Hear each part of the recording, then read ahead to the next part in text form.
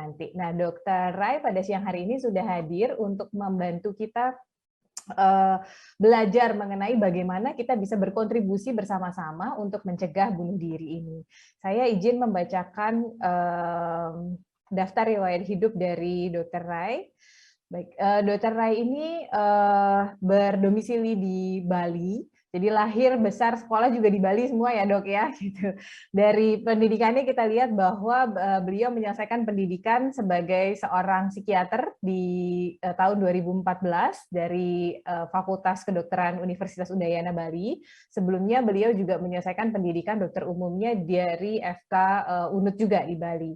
Kemudian bekerja juga seluruh pekerjaan yang ditampilkan di sini bekerja di Bali juga dari 2014 aktif sebagai psikiater di RSUD Wangaya, kemudian 2015 mulai berpraktek di Ubud Healthcare dan dari 2018 sampai sekarang sangat aktif di Klinik Utama Sudirman Medical Center nih kalau diikutin Instagramnya banyak nih ya dok kegiatan-kegiatannya. Selain itu beliau juga menjadi anggota ID Cabang Denpasar di bidang advokasi, menjadi koordinator untuk komunitas peduli skizofrenia Indonesia cabang Bali dari tahun 2015 sampai 2017. Dokter Rai ini juga sangat aktif di berbagai upaya psikiatri komunitas, menjadi founder dari Rumah Berdaya Denpasar, kemudian founder komunitas teman baik, founder Bali Bersama Bisa, yang kemudian secara kolektif gitu ya dok ya, dengan LSM-LSM yang lain dan juga instansi di Bali mengembangkan hotline suicides, yang sekarang udah ada bahasa Indonesia dan ada bahasa Inggrisnya juga gitu. Jadi pas banget Dokter Rai yang hari ini akan bicara tentang upaya untuk mengatasi bunuh diri. Tanpa berpanjang-panjang lagi, karena mungkin nanti juga ada yang mau banyak bertanya, silakan dari layar YouTube-nya boleh mencantumkan pertanyaan-pertanyaan kepada Dr. Mahnizar maupun Dr. Rai. Saat ini waktu dan layar kami serahkan kepada Dr. Rai. Baik, terima kasih. Selamat siang, terima kasih Dr. Dina atas perkenalannya tadi. Ya. Selamat siang pada guru-guru, ya, senior dan rekan-rekan sejawat sekalian. Ya. Terima kasih saya dapat kesempatan ya bicara di sini untuk memberikan insight tambahan yang mungkin tadi sudah cukup lengkap ya disajikan oleh Pak Komandan kami, Dr. Mahnizar ya, tentang bagaimana kaitan kesehatan jiwa dengan upaya bela negara. Kali ini saya akan mengambil topik yang lebih kecil ya, yaitu adalah tentang upaya pencegahan bunuh diri sebagai bentuk perjuangan generasi muda mewujudkan masa depan bangsa. Tadi Dr. Mahnizar sudah menyatakan bahwa itu adalah tugas semua orang, bukan hanya profesional kesehatan mental, tapi semua orang termasuk anak-anak muda. Ya. Kalau kita lihat lagi dari 4 pilar visi Indonesia, ya, kita berniat menjadi negara yang unggul di tahun 2045. Itu sekitar 2 dasawarsa lagi. Ya. Kita berniat mempunyai pembangunan manusia serta penguasaan ilmu pengetahuan dan teknologi, pembangunan ekonomi yang berkelanjutan, pemerataan pembangunan, pemantapan ketahanan nasional dan tata kelola kepemerintahan. Itu adalah sesuatu yang sangat luar biasa apabila kita wujudkan. Tetapi saya mengambil sesuatu hal yang menarik ya, saya ambil di internet. Ada seorang sastrawan dunia mengatakan bahwa tatanan sipil itu gitu ya, hancur bukan karena pembunuhan, bukan karena perang, tetapi karena bunuh diri. Mungkin kita berkaca dari negara maju seperti Jepang ya, 2 dasawarsa yang lalu, itu dengan tingkat ekonomi yang luar biasa, teknologi yang tinggi, tapi kemudian justru mempunyai program yang urgent saat itu, yaitu untuk menurunkan angka bunuh diri yang cukup tinggi. Jadi ini cukup membuat insight juga. Kalau sekarang kita disibukkan dengan berita bagaimana Rusia berperang dengan Ukraine, syukur ya Indonesia tidak ikut-ikutan. Mungkin kita sibuk untuk mengatasi kelangkaan minyak goreng. Itu sangat baik, tapi bukan berarti bela negara itu hanya bisa dilakukan dengan perang, tapi bagaimana mengatasi tingkat bunuh diri. Bagaimana sih sebetulnya bunuh diri di Indonesia? Kalau melihat data WHO ya 2016, itu sebenarnya kok kelihatannya tidak urgent-urgent banget. Karena Indonesia ini peringkat 159 dunia dalam hal tingkat bunuh diri. Dengan hanya 3,7 juta per 100.000 penduduk.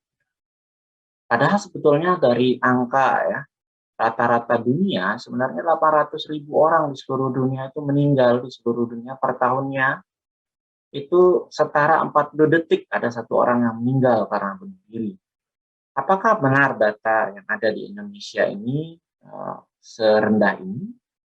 Syukur kalau memang seperti itu, tetapi sebenarnya kalau kita ya di bidang kesehatan mental bisa menduga-duga sebetulnya. Negara-negara yang berisiko tinggi mempunyai angka bunuh diri yang tinggi adalah angka penyalahgunaan nafsa yang tinggi.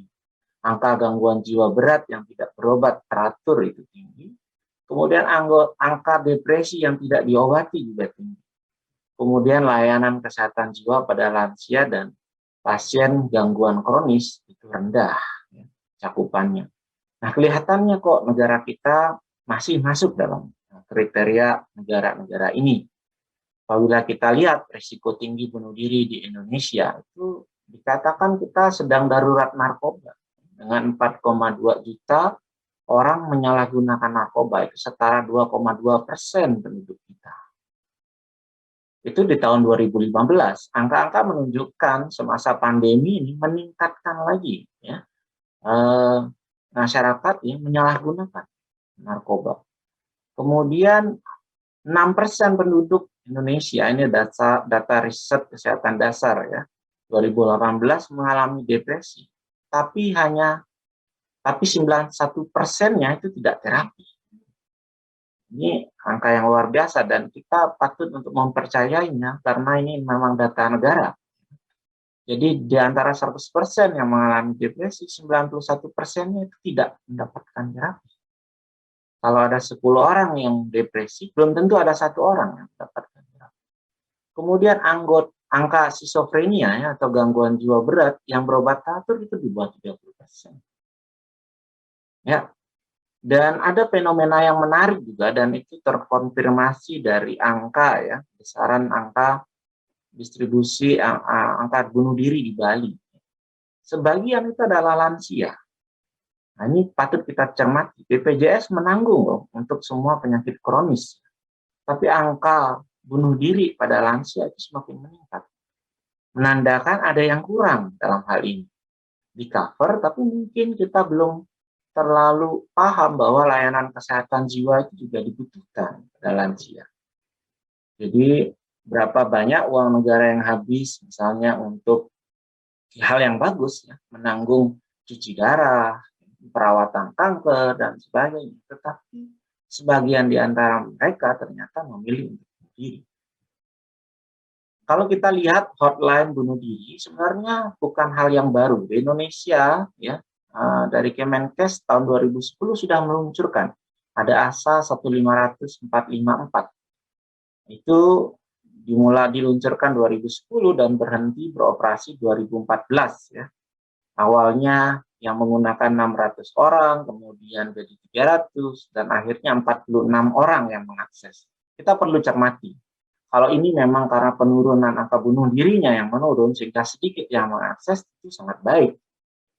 Tetapi kemudian di April 2020 layanan negara juga meluncurkan suatu layanan konseling psikologi sejiwa ya, 118 ekstensi 8. Ini saya kutip dari website dari Into the Light, salah satu LSM ya yang konsentrasi pada bidang bunuh diri, itu mengatakan tidak mencakup pertolongan pertama pada bunuh diri.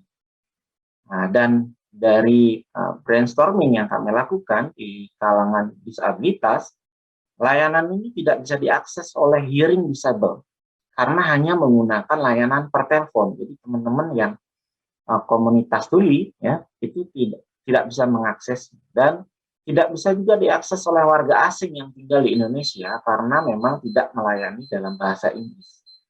Jadi dari sini kami merasa ya, perlu ya layanan kesehatan jiwa, utamanya hotline bunuh diri yang bisa inklusif untuk hal itu.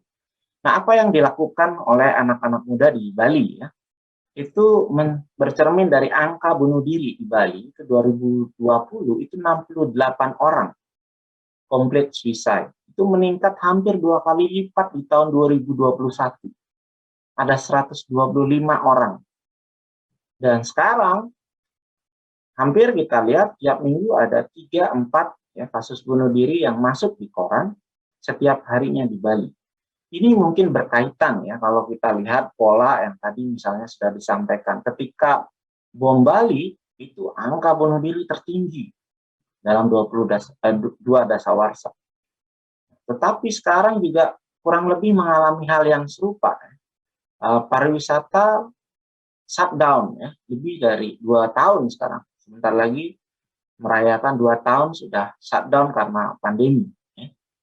Lalu kemudian ketika 2020 ya Oktober kita merayakan Hari Kesehatan Jiwa Sedunia, 13 komunitas ya, anak muda, komunitas konsumen kesehatan jiwa, kaum termarginalkan termasuk kaum difabel itu kemudian berdiskusi, kemudian membuat satu yayasan bernama Bali Bersama Bisa. Tadinya kita ingin bisa memberikan input layanan kesehatan jiwa yang inklusif dan bisa dirasakan oleh mereka.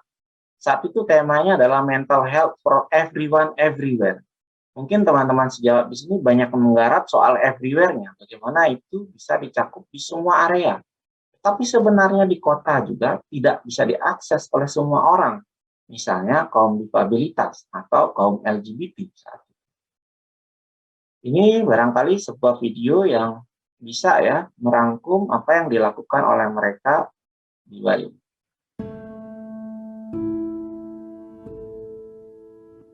Lisa was a friend of our community who died from suicide, and that could have been prevented.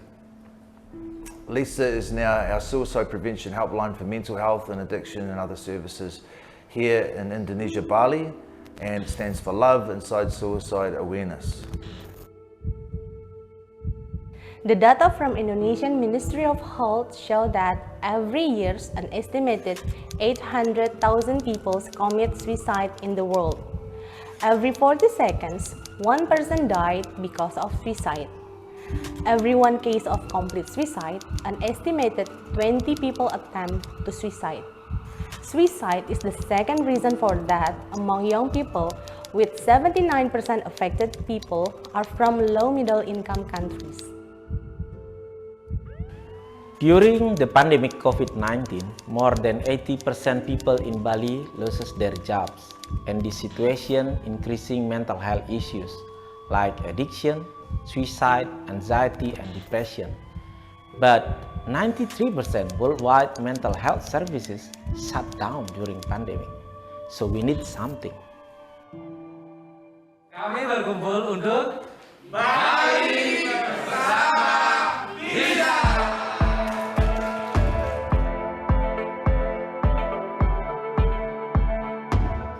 Bali Bersama Bisa stands for Together We Can, which is 11 NGOs joined together. Yayasan Berteman Baik, Movement of Recovery, Teratai Foundation, Love and Strong Women, Transpuan, GSHR Udayana, Komunitas Bipolar Bali, KPSI Simpul Bali, Rumah Disabilitas, Yayasan Spirit Paramacita, and Crisis Kitchen. On November 15, 2020, 11 NGOs coming together and form Lisa Helpline. We have trained our minority group from our BBB Foundation, and our volunteers are trained by professionals for those that need help and ear to listen. Since April 6, 2021, we have received approximately 10 calls a day. Most of our service users had suicidal ideation when they contacted Lisa Helpline.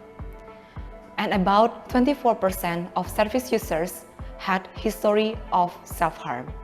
We are here operating for 24 hours, and our volunteer will pick up the call, replay the message, schedule for online and offline counseling, give emotional support, and also refer to professionals. If you donate $10, you may help 10 people not die from suicide just by someone being there for them. So help this cause, Love Inside Suicide Awareness. Lisa Helpline here in Bali. Maybe we couldn't save Lisa, but now you have opportunity to help Lisa to save others.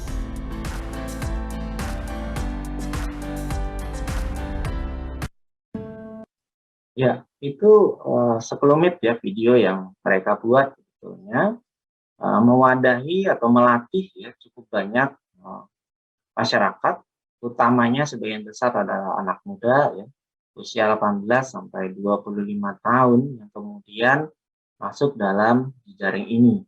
Awalnya dari 10 komunitas dan kemudian berkembang menjadi 13 komunitas. Korban pecandu ya, survivor HIV/AIDS, kemudian survivor cancer, ibu-ibu survivor cancer ya, kemudian dari Gaya Dewata, LGBT, dari GSHR Udayana, korban kekerasan, komunitas Teratai, tunanetra, rumah disabilitas, dan komunitas teman baik. Ini bergabung juga Rescue Kitchen untuk pangan ya, dan juga dari transgender Pride.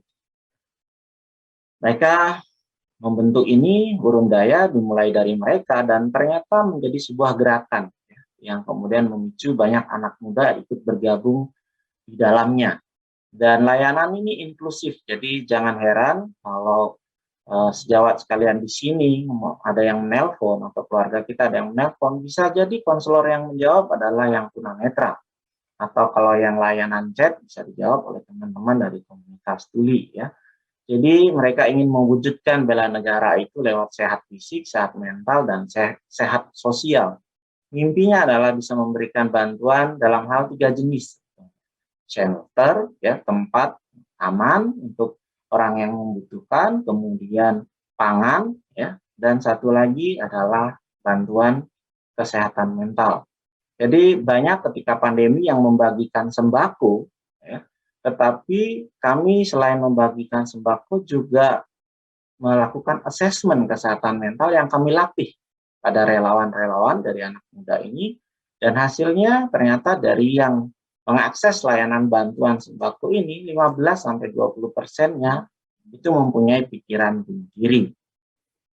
Nah, ini yang sudah dilakukan selain Lisa Helpline, tadi melakukan screening kesehatan mental selama pandemi, kemudian pelatihan teman mendengar ya di sekolah ya, di komunitas-komunitas anak muda, kemudian edukasi secara inklusif ya tentang kesehatan mental ini di sosial media, Studio Distoria 88, dan juga melalui event-event seni. Bayarannya sebetulnya untuk relawan ini saya nggak hafal karena setiap bulan memang berganti ya. Kita mengadakan pelatihan itu tanpa bayaran, tadinya kita nilai nominal uang yang tidak seberapa, tapi mereka punya keputusan kalau ini dibuatkan event saja tiap 2 bulan sampai 3 bulan, tergantung kinerja mereka, untuk kemudian melakukan support group bagi konselor, karena ini juga menjadi sebuah isu, jangan sampai yang menjadi support body di Lisa ini kemudian juga merasakan tekanan, ya kan, karena memang bekerja menjadi operator dan support body di Lisa Helpline ini juga memberikan tekanan yang luar biasa. Dan selama 11 bulan ya, di launching selama 24 jam, 7 hari, itu tidak pernah libur kecuali Nyepi kemarin karena memang paket data di Bali off semua ya. Dan dalam dual bahasa, jadi ada konselor atau operator yang berbahasa Inggris dan berbahasa Indonesia. Dan bisa lewat chat dan juga per telepon. Hal-hal yang menarik mungkin dari sini mencerminkan bela negaranya adalah kolaborasi. Cukup banyak program-program yang hanya misalnya dikerjakan psikolog, dikerjakan psikiater, atau konselor dan sebagainya. Tetapi di sini adalah gabungan atau kolaborasi itu. Kemudian bisa diakses dalam berbagai platform, ya, terutama bisa diakses oleh disabilitas. Termasuk juga layanan edukasinya, makanya tadi juga ada teksnya, ya, sehingga teman-teman tuli juga bisa mengaksesnya. Inklusif dalam bahasa Indonesia dan bahasa Inggris, ya, dan dalam 11 bulan ini telah diakses oleh per hari kemarin ya, ada 1021 orang, kami menyebutnya service user. Service usernya bukan hanya di Bali, dan ternyata 70%-nya kira-kira adalah di luar Bali. karena memang layanan serupa ini jarang ada. Hanya 30%-nya yang dari Bali. Dan hanya yang dari Bali yang kemudian bisa konsul tatap muka bagi yang membutuhkan. Kalau yang dari luar, kebanyakan adalah lewat online. Nah, kami dapat berita bagus juga, ya. Ternyata upaya ini, ya, dibukakan pintu untuk bisa bekerja sama dengan pemerintah Kota Denpasar. Jadi nantinya Lisa Helpline ini akan terlink dengan emergency call 112, termasuk ambulan BPBD-nya 24 jam. Jadi kami punya komitmen kalau ada yang menghubungi dan dalam situasi krisis saat itu juga ambulan bisa datang ke tempat mereka, ya, dan bisa dilingkan juga dengan trauma center RSUD Wangaya Kota Denpasar. Kemudian juga kerjasamanya dalam membentuk kader remaja, karena ada fenomena di mana Lisa Helpline ini sering dipromosikan oleh influencer atau selebgram, ya, dan kemudian saat itu dalam sehari kami bisa menerima 200-an telepon atau chat yang kami harus balas segera. Nah, kami membutuhkan lebih banyak lagi relawan dari anak-anak muda. Jadi komitmennya adalah membantu kami membentuk kader remaja, ya, tentang kesehatan mental di SMP dan SMA Kota Denpasar. Yang sebelumnya mungkin lebih banyak tentang kesehatan reproduksi. Padahal kita tahu di remaja masalahnya bukan hanya hormonal, tapi juga maturasi, ya, perkembangan otak yang belum baik. Ya. Kemudian pembentukan kader konsultasi ibu-ibu PKK melalui Dinas Pemberdayaan Masyarakat dan K3S. Jadi memperluas upaya ini di berbagai elemen. Yang mungkin belum masuk, kalau di Lisa Helpline ini kebanyakan service user-nya adalah orang muda juga. Dalam 3 bulan terakhir, itu 40%-nya service user umur 12 sampai 20 tahun. Nah, bagaimana yang lansia? Yang bisa kami lakukan adalah merancang kerjasama dengan ID Denpasar, itu melakukan screening cegah bunuh diri di tiap praktek teman sejawat. Dan sebagai gantinya, mereka bisa memberikan sosialisasi tentang upaya Lisa Helpline ini di masyarakat. Kami berkacamata membuat program seperti ini yang sangat mudah, tetapi bagaimana masyarakat bisa menggunakannya itu adalah tantangan tersendiri. Dan supaya bisa digunakan secara berkesinambungan.